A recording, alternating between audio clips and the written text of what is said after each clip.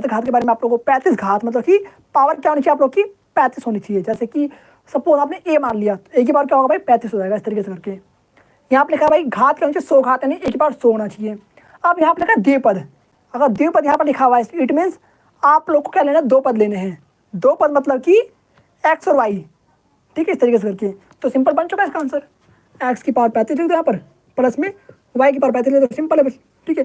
इसका आंसर भाई अनेकों इसको ढांढ सकते हैं, अनेकों। जैसे यहाँ पर आपने 4 कर दिया, ठीक है, ये नया क्वेश्चन बन गया। यहाँ पर 3 को तो नया क्वेश्चन बन गया, तो चेंज होते रहेगा। जैसे देखो यहाँ पर एक्स की पावर 35 प्लस में 3 की पावर 35, लो नया क्वेश्चन बन गया। तो कोई एक एग्जाम्पल आप लोगों को लिखना है सिर्फ, ठीक है। अब बात करते हैं 100 घात के एक पदी का एक उदाहरण दीजिए। तो 100 घात का एक पदी मतलब सिर्फ एक पद आपको यूज करना है, सिर्फ और सिर्फ एक पद। और घात इसकी घात क्या होनी चाहिए 100 होनी चाहिए। तो यहाँ पर सपोज y की पावर 10 मान लो, 100 मान लो, ठीक है, सिंपल है बिल्कुल। x की पावर 100 मान लो, बस ये आंसर है। चाहो तो सामने 4 लगा दो, ठीक है, इस तरीके से हो गया, ठीक है, आप लोग का सिंपल है। उतार लो फटाफट से।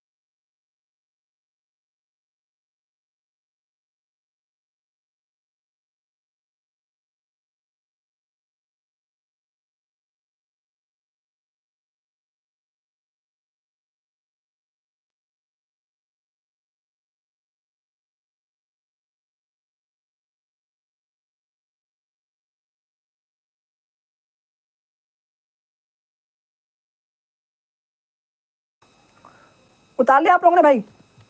अब मूव करते हैं हम 3rd 4th क्वेश्चन पे। देखो यहाँ पर आप डाउट मत आना, ठीक है। आप लोग के क्लासेस में कुछ अलग करवाया होगा, ठीक है, आप लोग के कोचिंग में, आप लोग के स्कूल्स में कुछ अलग करवाया होगा भाई। यहाँ पर आंसर बहुत डिफरेंट भी हो सकता है, ठीक है, मतलब कि इसके भाई अनेकों आंसर हो सकते हैं। ये नहीं सिर्फ इसका एक लौता ये आंसर होगा, ऐसा नहीं है भाई, अनेकों इसके आंसर हो सकते हैं। इस बात को याद रखें आप लोग। उतार लो भाई फटाफट से। चलो अब मूव करते हैं हम। आवाज़ आ रही है, बार बार चेक करना पड़ता, आवाज़ आ रही नहीं आ रही भाई, कहीं मैंने माइक ही बंद कर दिया। चलिए मूव करते भाई 4th क्वेश्चन पर। लास्ट के 2 क्वेश्चन ही रह गए हैं, उसके बाद आप लोग का ये बेहतरीन सा लाइव क्लास एंड हो जाएगा, ठीक है। अब बात कर रहे हैं भाई हम क्वेश्चन नंबर 4 की। तो क्वेश्चन नंबर 4 आप लोगों को कह रहा है भाई निम्नलिखित बहुपदों में से प्रत्येक बहुपद की घात लिखिए। निम्नलिखित बहुपदों में से प्रत्येक बहुपद की घात लिखिए, ओके। तो आप लोगों को चेक करना भाई जो हाईएस्ट पावर है वही इसका आंसर है, जो हाईएस्ट पावर है वही इसका आंसर है, सिंपल बिल्कुल। और उससे पहले आपको एक चीज़ चेक करना भाई बहुपद है कि नहीं है, वही को चेक करना है, ठीक है। तो 4th क्वेश्चन देखो आप लोग, लिखो जल्दी से एंड सॉल्व करो उसको जल्दी से भाई। बता दिया मैंने आप लोग को पहले ही।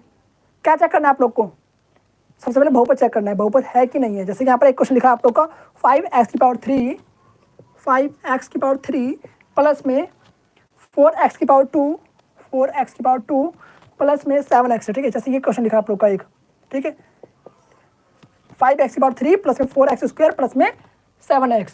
तो यहाँ पर आपको चेक करना है पहले बहुपद है कि नहीं है। तो देखने से पता चल रहा है भाई बहुपद है, ये जाहिर सी बात है, यहाँ पर बहुत पद अवेलेबल है। अब आपको बताना भाई कि इसकी घात क्या होगी। तो जो मैक्सिमम पावर है वो इसका आंसर होगा। तो मैक्सिमम कितना भाई 3 है, तो 3 इसका आंसर हो गया। आगे बात समझ में, जो मैक्सिमम पावर है वो इसका आंसर होगा, तो 3 is the correct answer.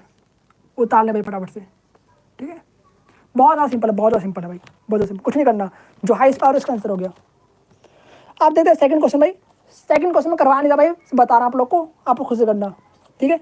2nd question आप लोग का भाई y माइनस की पावर 2 4 माइनस y की पावर 2 है, ठीक है। 2nd क्वेश्चन आप लोग का, तो यहाँ हाईएस्ट पावर क्या भाई 2 है, 2 इज द करेक्ट आंसर। आप देखो भाई 3rd क्वेश्चन, 3rd में क्या है भाई 5t है, 5t माइनस √7, तो इसका आंसर क्या बन जाएगा 1 बन जाएगा, ठीक है। टी की पावर क्या है भाई 1 है। और भाई 4th में देखो भाई 4th में ओनली 3 लिखा हुआ है, ओनली 3 मतलब कि इसका आंसर 0 है भाई। क्या इसका आंसर 0 है 4th का। उतारो भाई फटाफट से, सारे क्वेश्चन आप लोग के हो चुके हैं, लास्ट का 5वां क्वेश्चन सिर्फ रह गया है।